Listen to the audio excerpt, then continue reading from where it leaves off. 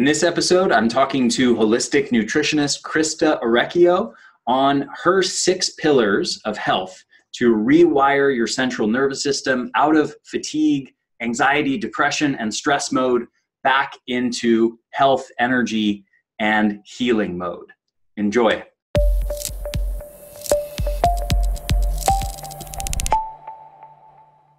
Hey everyone, welcome back to the Energy Blueprint Podcast. I'm your host, Ari Whitten, and today I have with me Christa Orecchio, who is a clinical and holistic nutritionist and founder of The Whole Journey.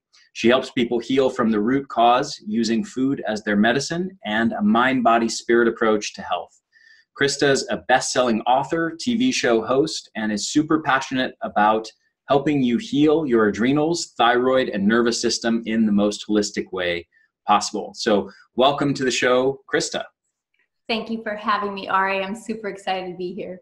Yeah, likewise. And on a personal note, I will say that it was such a pleasure getting together with you for lunch. I believe it was last week or the week before, and getting to talk so much geeky stuff with you around nutrition and health. And it was just an absolute pleasure. The pleasure was mine. I mean, really, it's funny. We've lived so close to each other for so long and just got to know each other. So yeah. Totally. Really, that should be the first of many lunches we have. I hope so. So I know that, one of the things we talked about is you have a new program that you've been developing called Adrenal Recode, and it really revolves around kind of the nervous system's role in illness and symptoms and stress hormones. And that one of the things that you say is that the majority of us are living off of stress hormones and we're not aware of it. So first of all, how do we know if that applies to us as individuals? And what exactly do you mean by living off of stress hormones? Sure. So, well, you know that if that applies to you as an individual, if you've had long-standing problems with anxiety, that's really your telltale sign.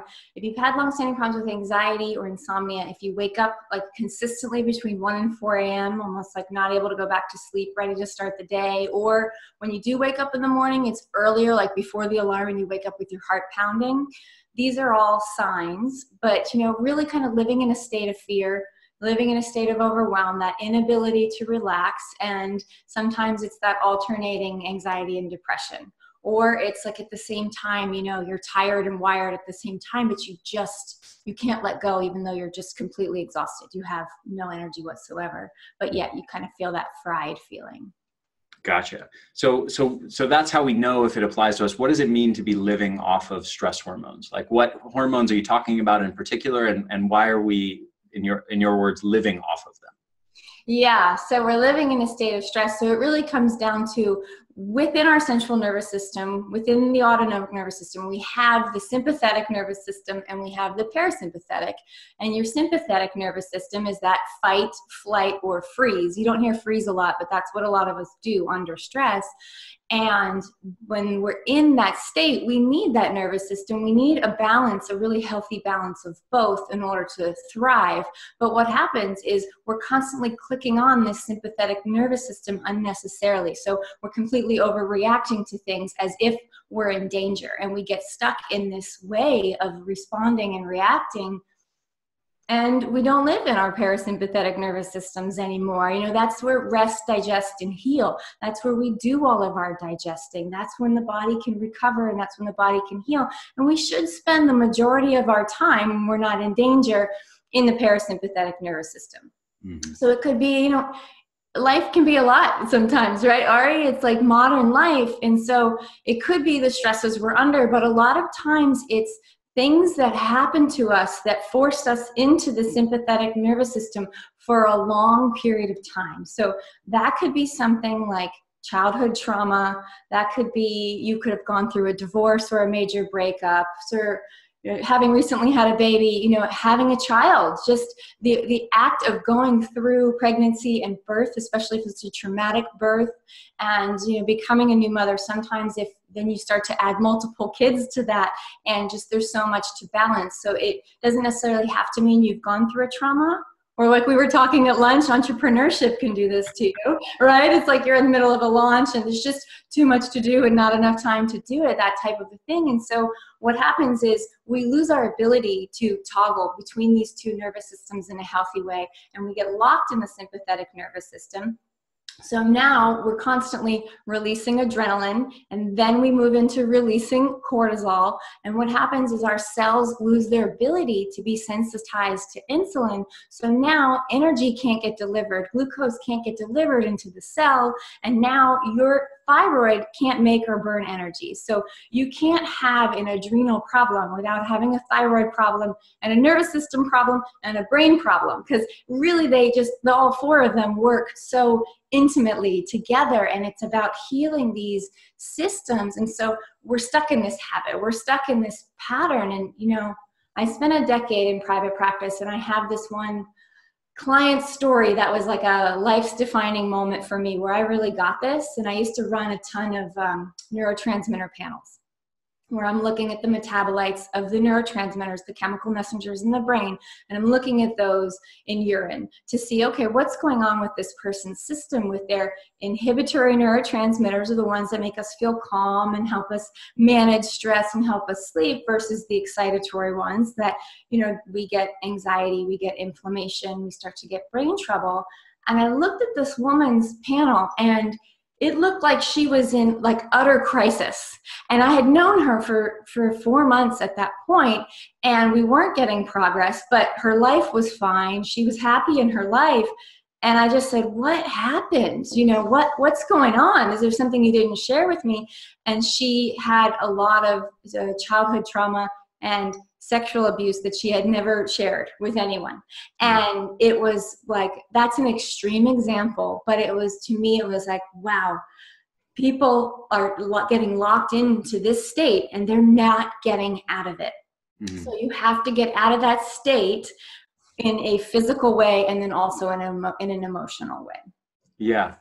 I want to talk about the concept of adrenal fatigue briefly. This is something you and I chatted a bit about at lunch. You know that I'm not a proponent of the adrenal fatigue theory and sort of the traditional model of like the 3 phases of adrenal, like chronic stress wears out the adrenals. And that, sort of results in low cortisol, which results in these symptoms of, fatigue and insomnia and depression and anxiety and a variety of others. I don't think the evidence supports that. But I know that your take on this, on adrenal health and how it ties into neurotransmitter health, central nervous system health, thyroid health, all these other layers to the story that you're talking about, is quite a bit more complex than just saying chronic stress wears out the adrenals, then you get low cortisol, that causes your problems. So, and also it seems to me, and please correct me if I'm wrong, it seems to me that you are not really saying that most people have low cortisol necessarily, but in some cases people have high cortisol. Is that correct? Yeah. So, and I agree with you that, the term adrenal fatigue is like a gross oversimplification of what's happening. And the adrenal's role in this is it's a circadian rhythm problem, right? Like we secrete certain amount of cortisol to get us up and get us going for the day, and lower cortisol so that we can sleep. And so adrenal problems, or being in stress too much, you start to go all wild fluctuations because, right, I mean, if you have high cortisol, then your blood sugar, you can't regulate your blood sugar. And so the two of these are working in tandem. And so, it's a circadian rhythm issue, and it's just a regulation. You can't secrete the right amount of cortisol at the right time, basically. Got it. So we're living off stress hormones. Many of us have these wild fluctuations of stress hormones. We have an inability to toggle between the stressed out stress response, sympathetic nervous system, getting back into rest, digest, heal, parasympathetic mode. Mm-hmm. How did we get this way? What's going on in the modern world that made this situation so common? Yeah, well, outside of life being a lot like we just talked about, from parenting to single parenting to overwork to just general stress. I mean, I definitely want to throw technology into the mix, and that deserves a little bit of the blame, right? They say that we light up dopamine in our brain every time, I got 5 texts or 20 Slack messages or emails, like, right? You actually light up dopamine in the brain, which is part and parcel, like constantly activating that reward center, and dopamine can get us in there. Like, we're all really overstimulated, and we become addicted to that feeling of being overstimulated. Just ask a teenager when you take away their phone for a day, right? Mm-hmm. So that happens, but also a lot of us, and especially if we're busy, what do? Like, we go for quick fixes. So we over rely on coffee, and we want to calm down at night. So we over rely on wine or sugar and those types of things. And we let exercise fall to the wayside. So the things that keep us in balance and can normally moderate these hormones, like, we don't anymore, because we are convenience oriented and we let our diets slip. And then all of a sudden, now you have this compromised body, because whenever you're in that parasympathetic nervous system, your body's job is just to keep you alive and keep you out of danger. Like, you are not going to be digesting your food. Your blood is going to be shunted away from the digestive system to the limbs, right? You have to be on high alert. So whatever it is that you're eating is going to sit like a rock in your stomach. You're not going to digest it, even if it's healthy food. And 9 times out of 10, when you're in this stressful state, it's probably not going to be healthy food. And so there's just like a culmination of the perfect storm that gets us this way. And then it's like a whirlpool. Then we're stuck in it and we're living in it. And now people say, oh yeah, they think that's who they are. That's their new normal. Oh, I get hangry. Like, if I don't have like enough food, so they carry food with them, or I'm just a night owl now, right? Or I have a short fuse. Don't piss me off, type of a thing. And people think that's who they are, and that's going to be their normal, and they're just going to live like that forever. But that, this was so transformative in my life when I thought, right? Because you end up liking yourself better. You have a completely different experience of life. You have different relationships. You do different things with your time. And so I really want to drive home the point that this is in a stress adaptive state of your biochemistry, but it's not who you are. And physiologically, when we're stuck in this state for too long, we can't convert our food into fuel, and we have no resilience to stress. So there's so many people out there that feel like, not one more thing, one more thing and I'm going to snap. And the same thing is happening inside of the body, because, we have in our liver and in our muscles, we store reserves, we store glycogen. So when we don't have food, or the meal's not there, or we're in a state of stress, the body can then release energy from the liver, from the muscles, that's stored energy, and it can lock out that excessive cortisol response. And so when you're in this state, you don't have any reserves. The liver can store something like 400 grams, and the muscles 12 to 1400 grams, and that's burned out, and it's not replaced, it's burned out. So you really physiologically have no reserves, and then you emotionally have no reserves. And that just makes for a life where you're living in fear and constantly on edge. Yeah, absolutely. So there's several other layers to this story that you mentioned in passing before, with the thyroid, the central nervous system, the brain, the neurotransmitters. Kind of take me through your sort of model of how this plays out. And what's actually like happening in the brain and the nervous system, because that seems to be kind of a focus of the paradigm, is the brain and the nervous system and the central nervous system need to be rewired in a different state. So kind of take me through what this process of, kind of this whole process of cellular dysfunction and nervous system dysfunction looks like. How does it start, and what does the process look like? So let's say if we start with hormonal balance happening in the brain, and we go back to these neurotransmitters, the chemical messengers in the brain, we have our primary inhibitory neurotransmitter is called GABA. I'm sure you know all about it, and you've talked all about it, but its primary job is to neutralize adrenaline. And so like anything else, if we continue to overwork it, it will get depleted. And in many people in this state, their GABA is really low, and their lab work, I know you're not a huge fan of these neurotransmitter tests, but their lab work can show that that's happening. And then there's this domino effect, and then serotonin starts to become low, another feel-good inhibitory neurotransmitter.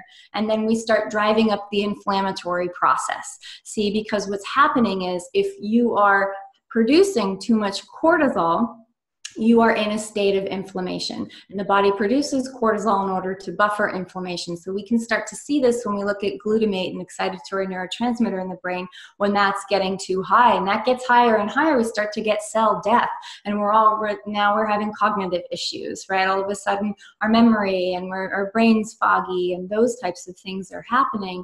And it's like we come down this cascade. So hormonal balance begins in the brain, and your pituitary gland is responsible for the control over your thyroid. So it's this cascade that starts to come down, which is why I'm not a fan, and we're right on the same page here with bioidentical hormone therapy. You're treating something all the way at the end so downstream. Oh, you're low in this, take this, here, low testosterone, take testosterone, high this, take that.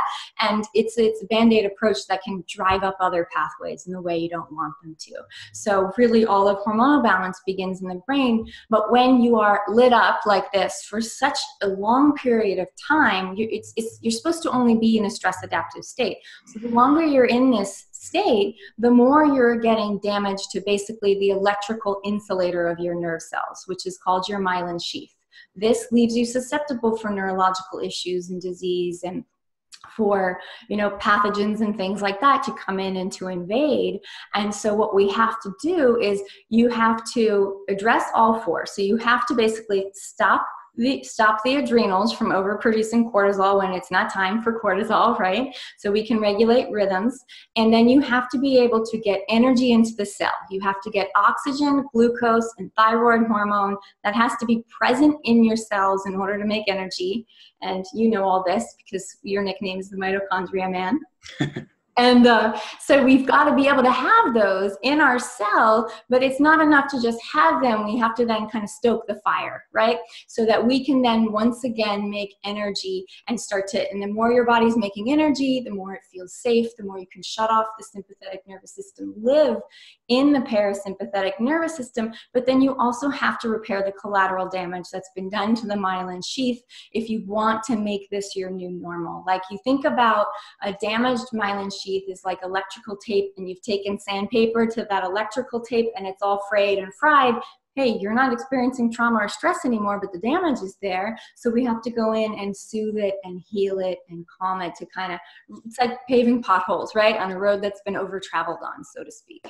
So you're working all four, and that's the only way to really move into a new, let's say, whirlpool. And that's the thing, it's hard in the beginning because a whirlpool's got a mind of its own and it's flowing on its own. So you have to constantly interrupt the pattern. I want to talk next about our 6-pillar strategy that's going to interrupt this pattern and get you where you want to go. But it's going to require vigilance, but then ultimately the healing happens and the whirlpool reverses on its own in the right direction. And it's normal and natural for you to live in your parasympathetic nervous system, to convert your food into fuel, to make energy, and to really live a completely different life. I mean, we're talking about the trajectory of 2 completely different existences here. Mm-hmm. Okay, so we are disrupting neurotransmitters in the brain, we are disrupting hormones, and we have a deficit in our ability to drive nutrients and oxygen into the cell where it can be made into energy. Yes, as well as a deficit in key micronutrients and key vitamins, minerals, and trace minerals that being in this state for too long just starts to deplete them from the body. Okay. So so that paradigm is basically the fundamental sort of driver of most chronic disease from your perspective, correct? Or is it more like a specific kind of symptoms and syndromes? More for the symptoms that I've mentioned. I've been in microbiome rejuvenation for a really long time, so you can't discount having heavy pathogenic exposure. So we're kind of talking about different paths up the same mountain. Gotcha. I'm not going to say it's the be-all, end-all, because if you're coming and you have outrageous SIBO and you've taken 30 rounds of antibiotics, then this is going to be the next step after you rejuvenate your microbiome and re-educate your immune system. Excellent. Okay. So from here, understanding these sort of layers of dysfunction result in those symptoms that you've mentioned. Mm-hmm. What does the path look like from your model as far as fixing this and interrupting that whirlpool, so to speak, and rewiring somebody's central nervous system into a different mode? Yeah, so we have 6 pillars, if you will, that go through and be able to do this. And the first is to use synergistic foods that support all 4 systems, that replace the nutrient deficiencies, the micronutrients, but they are also metabolic foods, which means simply they're just easy to digest. So you're giving the body easy to digest foods in the right combinations so that the body once again can get the food into the cell without it having to work for it. Like you're not going to be giving your body foods that it has to be able to convert into other forms of energy to be able to use. So that's going to be really important. And so we're going to be looking at increasing, just in terms of micronutrients, you've got to increase a lot of your trace minerals that are just zapped. And so, increasing the amount of salt. So many people are in this situation are really going to be craving salt anyway. So using Himalayan pink salt and Celtic sea salt is going to be really helpful, getting your trace minerals back. Magnesium is crucial for the liver and the thyroid, and the body can't produce glutathione, which is the master antioxidant in the liver, if it doesn't have enough magnesium. Vitamin B1, the thyroid needs more of that. It's so involved in cellular energy and in the Krebs cycle. And so you really want to make sure you're focusing on foods that are metabolic, easy to digest, and we just want to constantly interrupt that pattern. And then food frequency is going to be really important because, again, you don't have enough glycogen reserves, so you have to do for the body what right now in this state it's unable to do for itself, which is you need to regulate blood sugar and just give it food it can use. And so having food frequency and eating more often, you'll be able to constantly interrupt the stress pattern. Okay, so that's number 1 and 2, correct? Yeah. Okay, so I have a couple questions digging into this a bit more. Let's go back to number 1, which is synergistic foods, sort of metabolic healing foods. Yeah. Can you give a couple specific examples of foods that fit that category? Yeah, so it's foods, but it's also the combination of foods. And so a lot of people probably aren't going to like this, but organ meats are really a very metabolic food, more so than muscle meats. I'm not a fan of them. I take the pills instead of eating them, but you can get fancy and start to mix them into with other meats. And so for those who are eating muscle meat, like they could mix in organ meat with that, or we're having them have metabolic proteins, and so egg yolks and not the whites because of sensitivities. Shellfish is more of metabolic, low-fat white fish. If you're going to have, anytime you're going to have meat like beef or bison, like you're always going to have it with a little bit of broth or collagen, because the combination of those 2 proteins and adding in the collagen or the broth is going to allow your body to use those wonderful nutrients that are going to be in the grass-fed beef. It's going to allow your body to actually use it instead of trying to work to be able to use it. So that's like in terms of meats. And then we're using vegetables that are easier, and you and I talked about this at lunch, like we're getting rid of that fear of carbs. Like in a lot of ways, this is a ketogenic recovery program, because you're going to force your body to overproduce stress hormones if 70% of your calories are coming from fat, or even sometimes if 50% of your calories are coming from fat. You're going to force what you don't want is for your body to not run off of glucose, but to run right? You don't necessarily want your body to be running off of fat.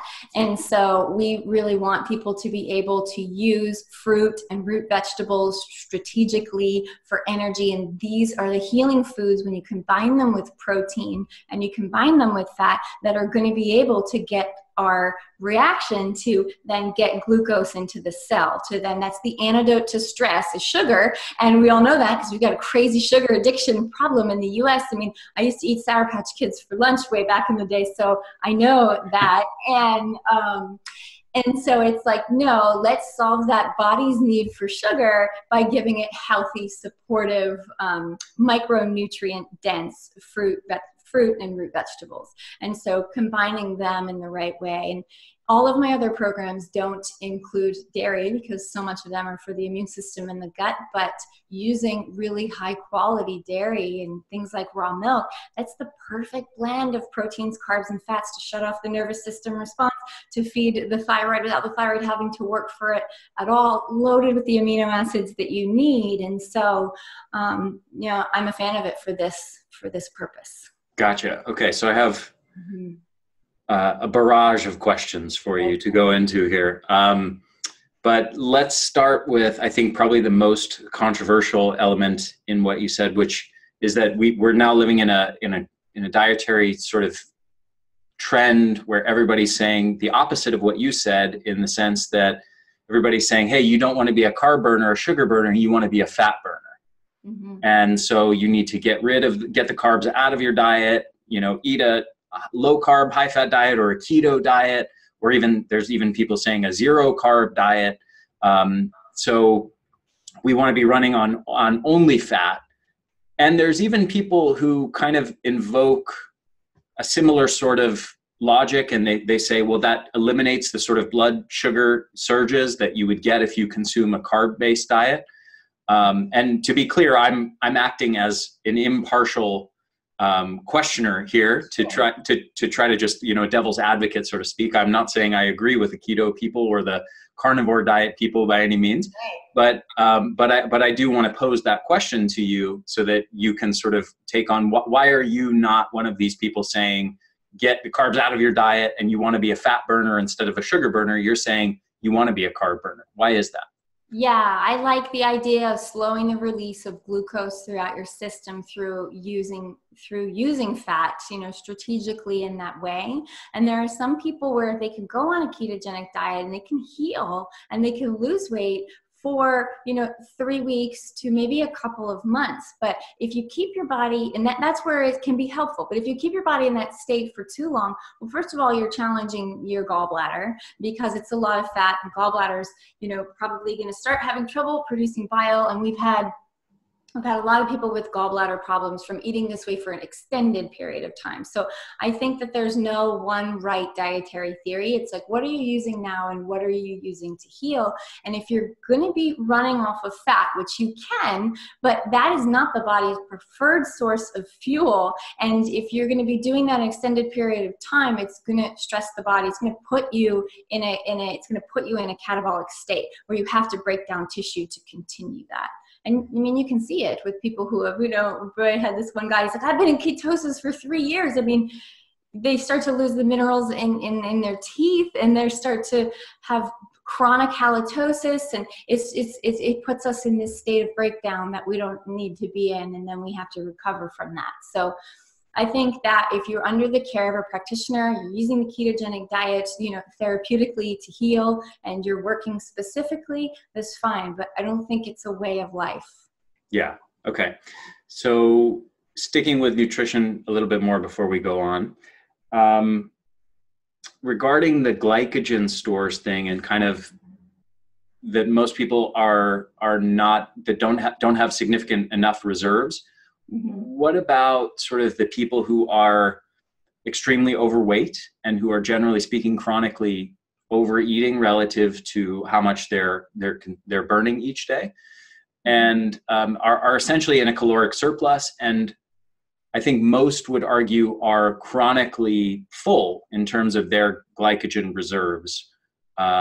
Is that, how do you sort of differentiate that? Yeah. With the kind of person that you're talking about? Is it? I wouldn't say necessarily their glycogen reserves are full, because they're probably eating the kinds of foods that they can't create storage from. And so just to be clear, our program, you're not eating more, so you're not necessarily eating more calories, you're eating the right types of calories, the right macronutrients, the right combination of proteins, carbs, and fats to shut off this stress response. And so someone coming in who's overweight and having too many calories is they'll be scaling back their calories. They'll probably lose weight fairly quickly, and especially from regulating your blood sugar, because we know that the body stores fat when you have too much cortisol going on for too long. And then there's the opposite to the opposite point that you said is we've got a lot of people that they say, I don't get it. I'm stressed all the time. I don't really eat that much, and I exercise. And so it kind of goes back to the beginning of, do we believe in adrenal fatigue? Like, this really just comes back to balance. It's like, give the body what it needs to convert food into fuel and to burn it efficiently. And then that will create an efficient metabolism, right? The thyroid's the furnace and the thermostat of the human body. We create this efficient metabolism, and then weight works itself out on its own. And then efficient glycogen stores are reserved again. Gotcha. Okay, so one more question here before we go on. With regards to food frequency, it sounds like you're an advocate of eating a little bit more on the frequent side, because people have blood sugar, have regulating blood sugar levels in between meals, may go hypoglycemic and have their energy levels drop and brain function drop and that sort of thing, and then kind of have to have a stress hormone surge and that sort of thing. With that in mind, you know, coming from that paradigm, what is your perception of the very popular trend of intermittent fasting now, of people having one meal a day or you know, doing prolonged fasting of various kinds? It really depends on the state of their nervous system. You know, if you have anxiety and that you're the type of person who struggles with anxiety and insomnia, like, that's not going to be great for you. But if you are already resourced and your nervous system's fine, and you can intermittent fast and you can sleep at night and still have energy, and you're not locked in that state of fear and overwhelm, then kind of go back to the same thing as ketogenic. I don't think I would do it as a lifestyle, because that could start to cause its own issue. But it's like we're a living, breathing organism, right? And like, life happens and all of these different events happen that shift our hormones and shift our perception and our story. And so I think we have to be open to changing as we go. Okay. But intermittent fasting is not going to work for the person that we're trying to help with the Adrenal Recode. Got it. So, so number 2 is food frequency to regulate blood sugar. Is there, before we go on to number 3, is there anything else you want to mention on that point? You know, I think I do, Ari, because somebody coming into this that is coming off of intermittent fasting, or they're coming off of a ketogenic diet, or if you have to work with your own body. And so that's where we're working with a team of 5 clinicians to help people. You can't go from eating once or twice a day to eating 6 times a day, because you will gain a lot of weight quickly. You can't go from eating no fruit or root vegetables, you know, which that's pretty much, you know, our next pillar, which we talked about, but you can't go from not eating any to then having them with every meal and not gain weight. So it's meeting people where they are. You know, it's like wherever you're eating now, 1 or 2 meals a day, just increase it by 1. And I'm not talking about increasing the amount of food you're eating. It's just spacing it out. Like, so smaller meals more frequently. And then the same thing, you know, if you've come from not eating any fruit and, you know, you've got that, then you're going to start off with 1/8 of a cup with breakfast and see how that works for you. And because, again, you have to work, and you've got to sensitize your cells once again to these foods so that they can use them instead of just convert them right to fat. Yeah, gotcha. So fruit and root sugar. Why fruit and roots? So at this point we're talking carbohydrate dominant foods. Why fruit and root vegetables as opposed to legumes or whole grains and that sort of thing? Well, just because they're easier to digest. So someone who's been in this state for a while, the more you secrete cortisol, the more you can thin the lining of your gut, and the less you've been really digesting. And so I like legumes and I like gluten-free grains. I'm kind of on the fringe with that, but they have... I'm with you on that, by the way. I remember from lunch. So, and I appreciate that. It's like, it's just making healthier foods, and they'll be able to, in the Adrenal Recode, they'll be able to add some of those foods in once they get a certain level of healing. But they have some anti-nutrients called lectins or phytic acid, and it's just that it goes back to just, let's make this as easy as possible. Here, you don't have to do any work. Just take this food and use it. And then when you get a little strength and you get a little resilience, it's like, here, you have to do a little converting. You have to, do a little work to get the nutrients out of this food, but you're stronger now and your body can do it no problem. And so that's when you can start to add those foods back in. And for us, it takes, people come into our program and they take a questionnaire and they'll be put in one of two tiers based upon the severity of what's going on in their nervous system. And the second tier, they're going to have to wait a while before they can add those foods in, because they have to ascertain a certain level of healing. But then the first tier is going to be able to handle those foods in moderation. So it's all just depends on your current state of health. Excellent. So within the category of fruit and roots, do you have any particular recommendations on specific types of fruits and or root vegetables that you find extremely beneficial? Yeah, well, he's gonna love sweet potatoes, and for this, I like white potatoes. We put the resistant starches like cassava. Those are gonna be, you're gonna add them in a little bit later. In terms of fruit, a lot of the tropical fruits are really going to do the trick, and that is because they do have a little bit of a higher sugar content. And so we're talking things like pineapple and mango and papaya, full of enzymes, also really easy for the body to digest. Grapes, peeled pears and apples, because you're going to want to take off the skin just for easier digestibility and have them cooked. And so those are kind of the fruits that you're going to focus on, and grapes and melon, and we have some structure for food combining there. We don't combine fruit and roots together, so you can choose what your carbohydrate's going to be at that particular meal. Mm-hmm. Got it. What is next?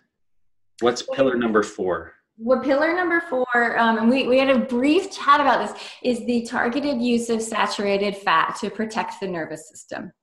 So we know that we need vitamin A, vitamin E, vitamin D, and vitamin K to protect and support our nervous system. But, these vitamins do a whole host of things for the rest of the body as well.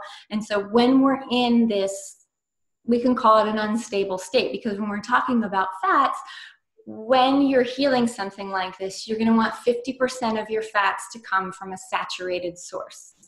And so it's not that you're eating more fat, but you're just working, and then 45% are going to come from a monounsaturated, like avocado and olive oil, and only 5% from the polyunsaturated, because those can be the ones that can drive up the inflammation process the most, because they're the most unstable of the fats. So it's not that they're bad. When I'm saying a polyunsaturated fat, like almonds, right? When you're talking about nuts and seeds, it's not that they're bad. As we were talking and you said, well, there's endless studies about the health benefits of nuts and seeds, and there are. Inherently, they're healthy foods, but just the nature of the long chain molecule not having hydrogen attached to it on all sides leaves it unstable, right? This is why we want to put nuts and seeds in the refrigerator in an airtight container, because they're sensitive to light, heat, and air. And so the saturated fats are not the healthy, high, top quality saturated fats like the good animal fats and butter and ghee and coconut oil. Those are going to help create more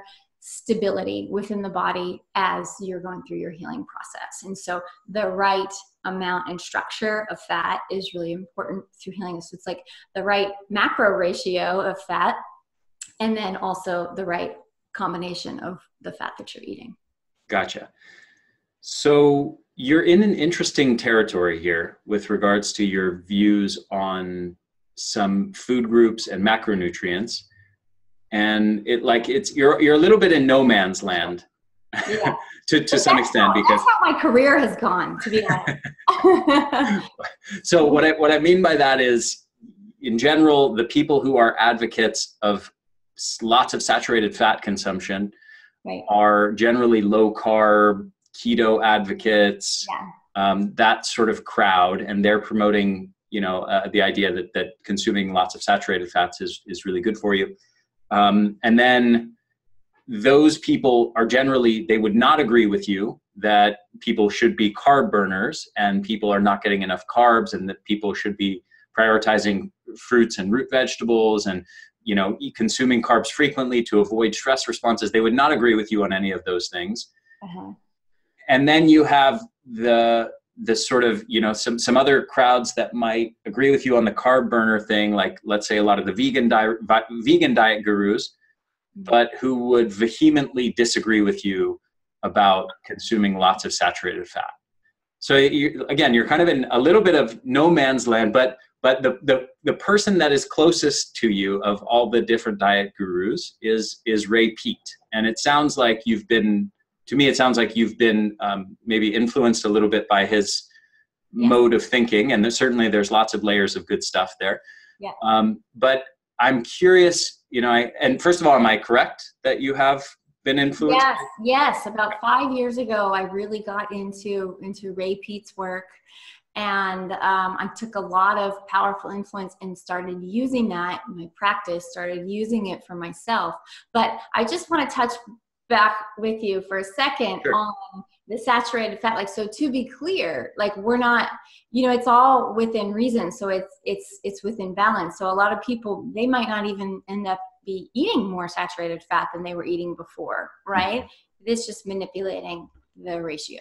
Gotcha. We don't realize it. Like if you're going to eat something, like if you're going to make a steak, right, and you're going to add more fat to that, that's going to be too much saturated fat if you're going to cook that steak in butter. So I'm not advocating an overabundance of saturated fat, if that makes sense. Gotcha. So this is just my own curiosity on this point, at this point on, with regards to Ray Peat. Ray Peat, I think from my perspective, this is my judgment on, you know, being very familiar with what he teaches myself. I definitely think there's layers of good stuff there. There's also some layers that to me just appear wildly out of connection with the existing body of evidence. And I'll give you a couple examples just to see, I'm curious whether you agree or don't agree with his take on things. One thing he's an advocate of is sterilizing the gut.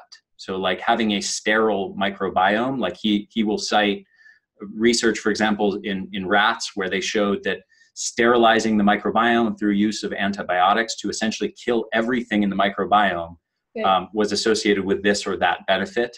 And so he'll use that as an example to say sterile microbiomes are better than having a microbiome full of lots of a diversity of organisms. Like I think pretty much every microbiome scientist would agree with at this point. That's like wholly disproven, like time and time again. Yeah. So just kind of like how we talked about, you know, when we talked about the Institute for Integrative Nutrition when we had lunch, it's just like, what I love is how they can put together just myriad of dietary theories.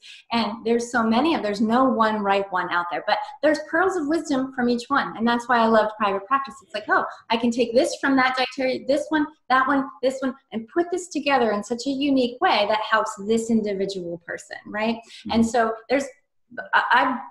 I've taken 15,000 people through microbiome rejuvenation, and I will tell you that is wholly wrong. You know, well, that's exactly why I brought that up, is because I know your background in specializing in the microbiome, so I figured there must be no chance that you could possibly agree with that. No, which I'm glad to hear is the case. But a couple other examples. One is he opposes consumption of greens, so like green leafy vegetables. He does not advocate, and he in general advises avoiding fiber. So like he'll advise consuming orange juice, but no pulp, like only the juice of the orange without any pulp. You know, that depends. And so first of all, I'm not a fan of not eating greens. And so they are loaded with micronutrients, and his whole take on that, I don't agree with. I don't actually know if there's any tangible research on it where he says that they have their own inherent pesticide factory that they grow within to keep invaders from eating them. So then we eat that, but we know we feel better. We know the micronutrients, we know the studies are there, right? But it's within moderation for me, for oxalates, right? I don't want you drinking 32 ounces of green juice every day. And so even healthy food within the right balance and moderation. And I'm sorry, what was right after greens? What was it? The other example, what was that? The orange juice instead. So, Yeah. so my take on that is not a Ray Peat's take. It's just what amount of fiber can a person handle? Because now I'm going back to putting on my microbiome rejuvenation hat, and the people that were coming to me with SIBO and parasitic infections and multiple autoimmune disorders, you know, they actually, their body doesn't know what to do with that fiber. And if you have a microbiome that you have too many different pathogens driving, which most people with microbiome imbalance do. Let's say they're flipped, like 80% bad pathogens, 20% good, and then you start feeding it with fiber and prebiotics, like you're not sure what you're feeding in there. So we suspend most additional fibers, right? We suspend most additional fibers until we understand that we have now reseeded the gut and we understand the diversity in there and we know what we're feeding, instead of just throwing lighter fluid on like something haphazard, right? So it's not that I agree or disagree with Ray Peat in that sense. It's really comes down to what are you digesting and how. Yeah, and to be clear, I actually agree with your point, but that isn't his take on it. He doesn't present a nuanced version of that where it's like, don't do fiber if your microbiome is if you have dysbiosis, and let's assess that, and then, you know, up your fiber if you have a good microbiome. His take is like more of a blanket sort of, don't do it in general. And it's maybe, you know, hardcore Ray Peat advocates would maybe accuse me of slightly misrepresenting this, but I'd say overall, most people who study Ray Peat come away with the conclusion that greens are bad, essentially, like period. And that think for yourself. In general, one should avoid fiber and avoid orange juice, orange fruit fiber, and greens, you know, fiber from greens and fiber from legumes and things like that. And I think, you know, to me, this is just wildly out of congruence with the overall body of evidence. But I do agree with certainly your exception to the rule that if somebody has dysbiosis, certainly feeding it with lots of, even the stuff that has good evidence for it, some of the prebiotic fibers can create problems in those people, 100%. Well, not to get too far into digestive health, but it's like, whenever you're healing the gut, you have to slash the inflammatory process. You've got to suspend it. And then you have to interrupt pathogen production, right? You have to interrupt the way these pathogens communicate so that they can no longer communicate. They can no longer replicate. They can't share their genetic code anymore. And so you interfere with that step if you were haphazardly using fiber and prebiotics, right? Yeah. And then once you've got that under control, that's when you would reseed with really specific strains of probiotics, right? Because you can mess up putting probiotics in too early as well. And so that's when you know what you're working with and you can reseed with probiotics. And then you can start to add in prebiotics, probiotics, optimize hydrochloric acid, and, you know, really kind of get the body working again on its own and like tend to the garden, so to speak. I'm with you. Final Ray Peat question. Yeah. Sugar. I think you know more about Ray Peat than I do, to be honest. I didn't study him. I many years ago, I went through a Ray Peat phase. You know, I've been through a lot of phases. You know, it's funny to me that keto is popular now. I was doing keto when I was 17 years old, nearly 20 years ago. And before anybody knew what keto was. And so you were raised in a holistic household though, right? I was also, you know, I started when I was 14 years old. My older brother was a personal trainer and bodybuilder. And so then I had a very obsessive personality. So whenever I got interested in something, it's sort of all I wanted to do. Wow. And, you know, let's just say I've been interested in nutrition and health for 20 some years now. And it's been a long time. And I have a bit of an extreme personality too. So I've been on lots of very extreme diets of chugging, you know, cream and red meat diets and everything to that to raw veganism and sort of everything in between. But Ray Peat was certainly one of my phases. Yeah, well, I think it's good because it makes you relatable, right? Like I've maybe not to that extreme, but I've been my own lab rat. Let's say that. I'm trying, okay, before I can recommend something, I want to see what my experience of it is, you know, within my own body and my own state. Totally. So one other aspect to Ray Peat is sugar. He is, and I think he's probably literally the only nutrition guru who has this stance, regardless of side, you know, of all the different sort of diet cults. I'm pretty sure he's alone on this one, which is refined sugar consumption. He is actually an advocate of it and advises people to even like add refined sugar into orange juice or into milk and consume extra sugar with the idea in mind that it's combating stress hormones. So what is your take on that? Yeah, I'm like, I'm vehemently opposed to that, especially when I say, you know, I say I was raised on pizza, pasta, and antibiotics. You know, I was such a sugar junkie and have helped so many people heal from sugar addiction. And it is real. I mean, it lights up dopamine in the brain the same way, right? The studies show the same way heroin does. So we can't use the white stuff. It kills the good gut bacteria. It leaches your B vitamins. It leaches your minerals. So that would be a trying to rob Peter to pay Paul type of a situation. Yeah. But using fruit and root, where you're giving something that has the natural, easy to digest fiber that slows the release of glucose to deliver it in a steady way, that's the type of sugar that we're talking about. And it's loaded with these micronutrients that you're deficient in anyway, right? And so it's like, yeah, that's the type of sugar that I'm a fan of and have been since the beginning of my career 15 years ago. Yeah, you know? I'm with you on that. And I eat a ton of fruit. And I will also say that purple sweet potatoes are my my weakness. I love purple sweet potatoes. And especially, I mean, there's so many good ways to eat them, but especially when you bake them, like you make them into wedges and then you bake them sort of like thick cut fries, but baked instead of fries. Yeah. Ooh, and I get a little, you know, I'll get this is one of my secrets I'm releasing now to the world for the first time, but a little bit of honey with some cinnamon as a little bit of dipping sauce for those purple sweet potatoes. Try it. It might sound weird to some of you listening, but I'll try that. We use raw honey. I love raw honey. Yeah, interesting. Maybe can you put a little mustard in there too? Honey mustard? Now you're weirding me out. I'm more of a sweet guy than a savory guy. Okay. So would head towards the mustard, but right. Thanks for sharing. I'm sure people are pumped on that. So anyway, well, thank you for indulging me in that Ray Peat digression. But back to your 6 pillars. Number 5. What is number 5? Okay, so going, you know, back to his work about finding the customized nutrient ratio, like that is something I'm interested in and a fan of, because you find the right amount of protein, carbs, and fats for your unique body that you need. Like I said, you can shut off the stress response. And so using real-time feedback, using temperature and using pulse as that marker, instead of running like the 5 labs I would run in private practice, it's using temperature and pulse to see if you're in an inflammatory state or you're not, and if that meal worked for you or if it didn't. And, you know, we know that blood sugar and temperature, there's a correlation, and you can regulate your blood sugar.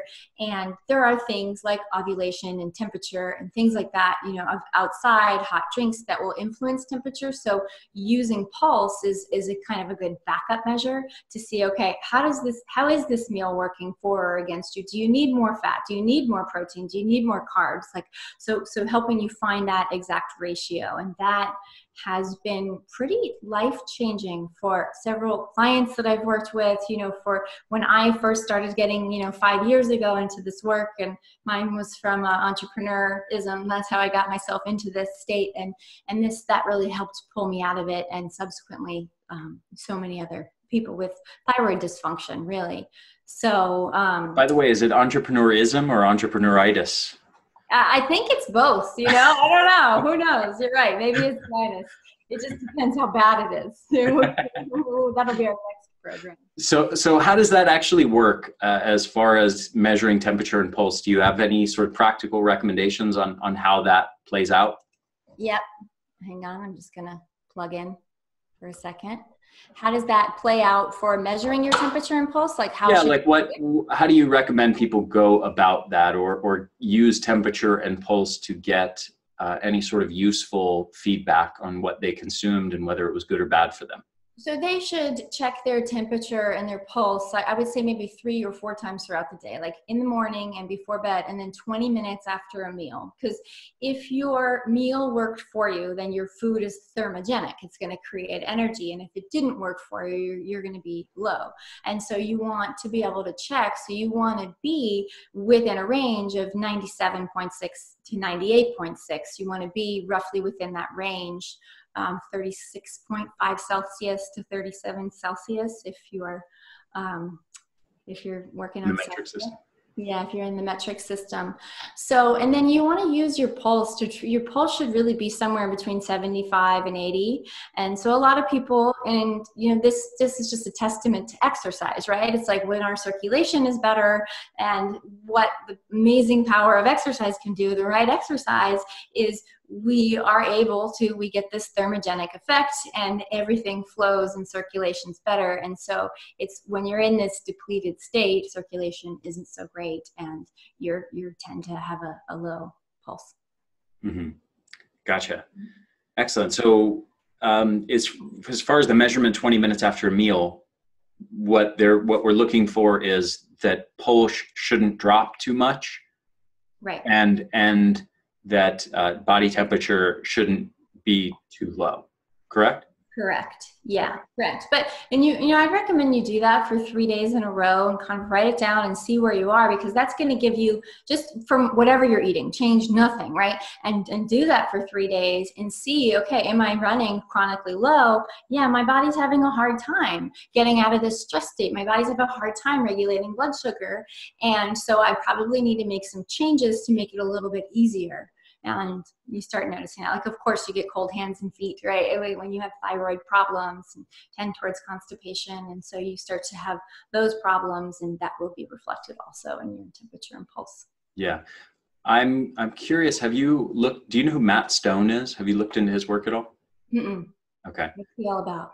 He's actually a friend of mine. I don't agree with pretty much anything he says from a diet perspective. And I'm sure he would say the same about me.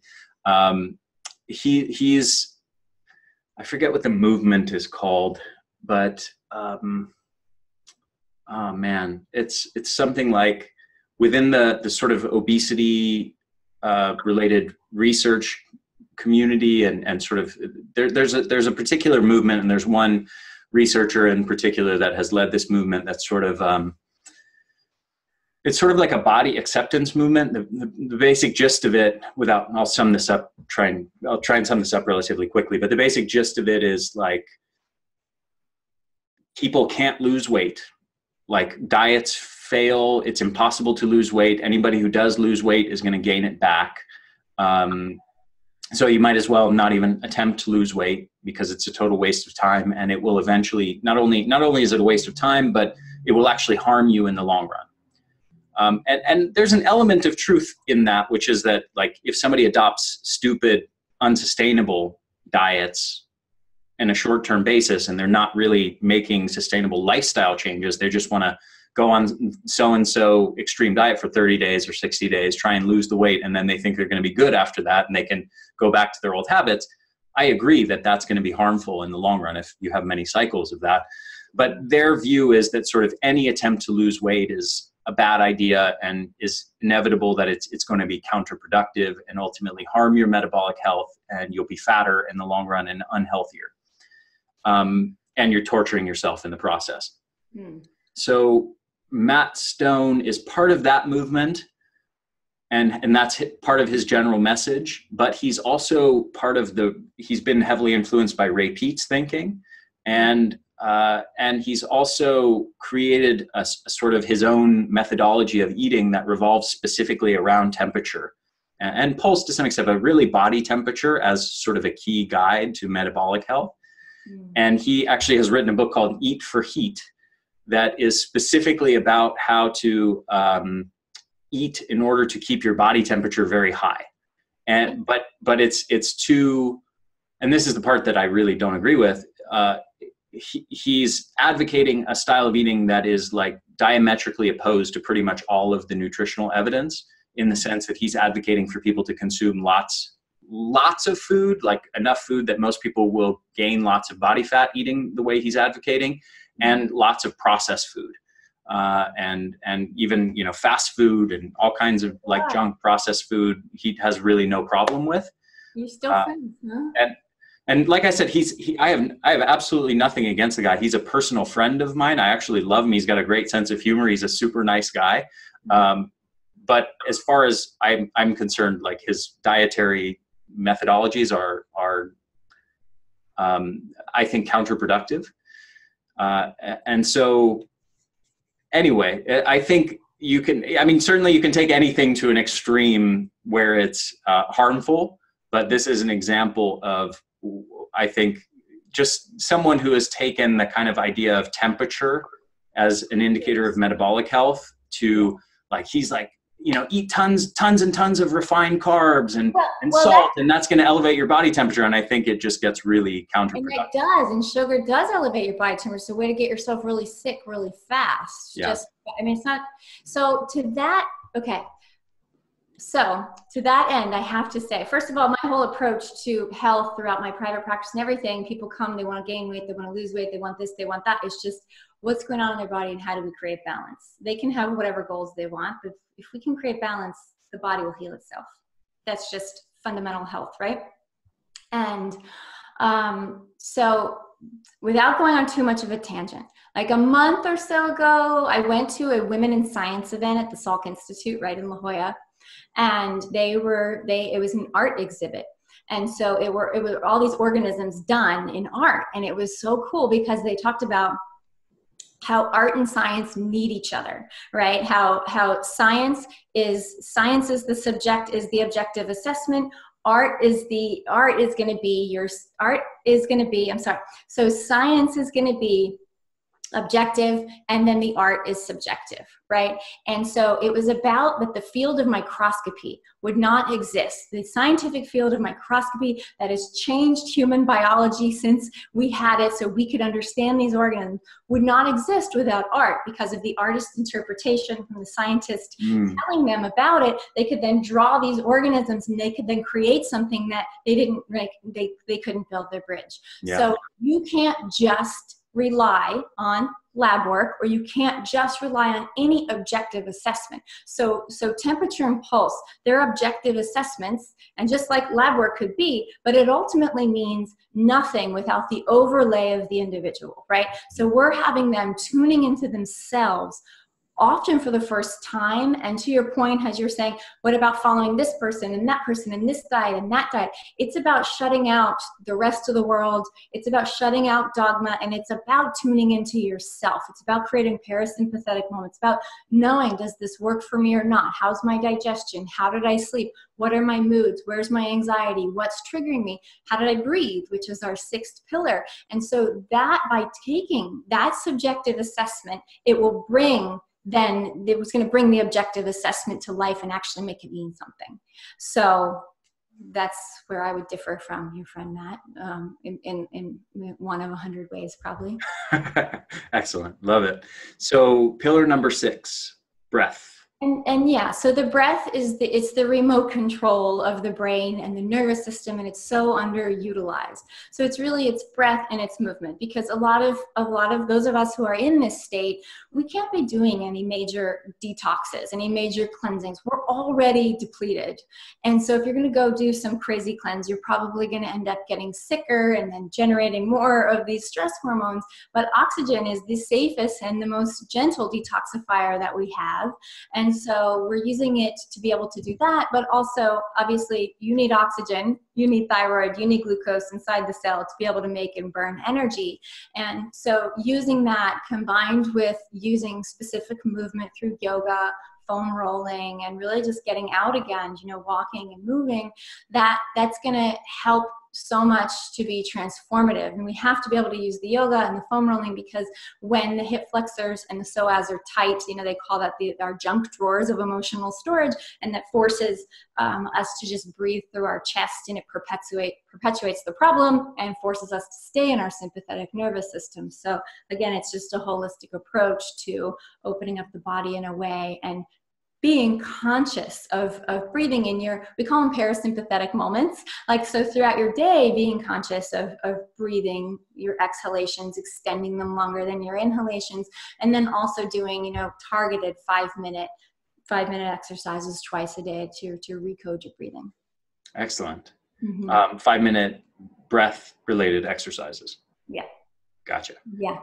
Cool. Focused. Yeah. So the last part of this, these are the 6 pillars, but these are really sort of addressing the physical side of health. I know one of the things we talked about in person is you are a big believer in the idea that, and certainly there's lots of science to back you up on this, that emotional health, psychological health, and you could also use the word spiritual aspects of things are also a big factor in our health. So talk to me about what you think is going on there. Yeah, so the second part of this is, because this is called the Adrenal Recode, and what we really want to do is help people recode in a way that's permanent, in a way that they can live a healthy, completely different life going forward. So you can do the physical healing, but then what happens the next time a major life stressor comes down the pike, which it probably will, because we're all having a human experience, is what are your normal ways of reacting? You know, what is that? Because you have a thought, and that thought leads to an emotion, and that emotion drives your physiological process. It's going to drive the release of cortisol. It's going to drive up, you know, it's going to force the release of adrenaline first and then cortisol. And so how can we start to respond to life instead of reacting to life? And so this entire second part of this is we really start with, it's emotional mastery, so to speak, is recoding, creating new mental, emotional patterns and ways of responding. I don't know how much time we have or how much you want me to get into it. We have like 5 or 10 minutes more. We're a little over time, but this is good stuff. I'm happy to go a little over time as long as you have 10 minutes. This is a really long podcast. Yeah, so I'll give you the example and my own, this to me is the most personal work that I've done in my career in the last, you know, since I started the whole journey 13 years ago. And so, yes, I've done this work. Yes, I know how to balance my neurotransmitters and thyroid and adrenals. And I've pulled myself out from entrepreneuritis before using this whole physical approach. But there was still that constant, it's a constant the way you respond to stress. And so I had a major stressful situation happen, which I filed for divorce when I was 2 months pregnant to escape an abusive situation. Wow. That's a pretty intense thing to go through, but you are growing this child and you have all these fears, right? Like, how am I going to keep him safe and me safe from, you know, the abuse? How am I going to be the sole provider? How am I going to go through this stuff alone? You could really go down a rabbit hole. And a lot of people have a lot of things going on that can really take you down a rabbit hole into fear. And you've got to find a way to get in your elevator and press the button and rise above the energy of fear and intimidation so that you don't feel it. And I had more motivation than I've ever had in my life, because it wasn't just about me anymore, what that stress would do to my body. I am a holistic person. I wrote a book on fertility and prenatal health. I was not going to let my son incubate in a body that was filled with stress hormones. And so that's when I started diving in and developing part 2 of the Adrenal Recode. Well, I wasn't developing it for the Adrenal Recode. I was developing it for myself. And now I want to pay it forward and be able to share it. And so that's where that came from. And so we focus on dismantling limiting beliefs. And that's the beginning. That's just one of 4 modules that's within the Adrenal Recode program. Is these are beliefs that we all, I don't know how much you've dove into this, because I know you're so well researched and spent a long time studying psychology, but you know, we do create a set layers of limiting beliefs from age 0 to 7. Like we're egocentric. We have no other way to be as children. And so you develop limiting beliefs. And for me, mine was, I have to do everything by myself, right? It's not true. But when thought and belief and life experience combine, you're locked into a way of being. And so that ended up, I kind of attracted this whole situation. I was able to take accountability for bringing that forth, and then to dismantle it and have now more support, more love, more everything that I've always wanted in my life as a result of going through what I went through. And being able to recode. And there's more to that story, but unless you can do this work and then you really learn to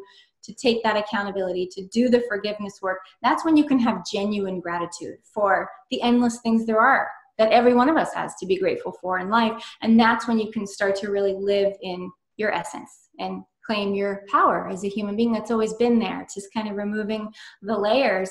And so the Recode is about healing physically and learning how to create this emotional mastery so you don't react out of past fear or triggers. You're responding as your present self to a present situation so you don't end up back there, you know, physically again. And life will happen. So we'll teach you how to integrate and kind of do the dance as life goes on. Excellent. What is your preferred sort of methodologies around how to accomplish that sort of recoding of limiting beliefs and that sort of thing? Do you have any particular techniques that you favor or anything like that? Yes, but if we only have a few minutes, I don't know how in well, depth. you can name it if you want, or give like a very brief overview of it. Yeah, I don't expect you to guide us through the technique practically. Yeah. Yeah. So, and we're working with two women who were life coaches for Tony Robbins for about a decade. And we've teamed up with this process of helping people, first of all, understand what are sample beliefs, and understanding that you have a memorized self and you have a present self. The memorized self, this just is like, we need that because we don't want to be present every time we're driving, or we want to be able to, right, walk and chew gum at the same time. You need a memorized self for those things. But what happens is we lock in this way of behaving from what we observed, and we lock that in as our memorized self, and that's our way of responding and reacting to things. And, you know, unlike you, I was raised in a very reactive household, not a holistic household, not a holistic, you know, and it was that whole Italian, New Jersey, everything's a big deal, that type of a thing, which there's a lot of love there too, but you learn that overreaction is that's just reacting, right? And so everybody has to be able to understand, okay, and then we will work to have them understand what their memorized self is and what are these limiting beliefs. And we just work on the limiting beliefs, one or two, because there's layers, that are going to be the big rocks that aren't going to put them back into this nervous system dysfunction. And we work and we start to examine the beliefs. And I really like the work of Byron Katie. I like the work of Joe Dispenza. I like the work of Bruce Lipton. And we're really starting to examine the beliefs, and we're starting to then dismantle them, starting to question them, start to dismantle them, and kind of like just poke holes in the story so the light can get in, you know? So then we can start to get the truth in there, and then we can start to then revolve the belief. And I'm really grossly oversimplifying it for the sake of time. But you have to also release trapped negative emotions from the body. And that's one big thing that really helped me as I worked privately with a somatic therapist, because emotions are stored in our body, and just like we have to eliminate toxins, these negative emotions, they are toxins, they need to be released. Just like we have to change our diet, we release them, we replace them with positive emotions, and it's a new way of operating going forward. But just like we have to constantly interrupt that pattern of living off stress hormones through the physiological approach, you have to constantly interrupt the pattern, the tape that's been running in your head for 20, 30, or 40 years. So that's another biochemical shift, but not until you get the physical healing to where you feel calmer and quieter are you going to be open to doing the next level work that's going to really make sure you don't end up back there. Excellent. I love it. Well, Christa, this has been an absolute pleasure. I've really enjoyed this conversation, and I love the nuance and sophistication and critical thinking that you're bringing to a lot of these other ideas that are floating around, you know, and around the diet sort of interwebs. And I really appreciate the perspective that you're sharing, and this paradigm I think is extremely useful and beneficial for people. So you're launching the Adrenal Recode. When are you launching that?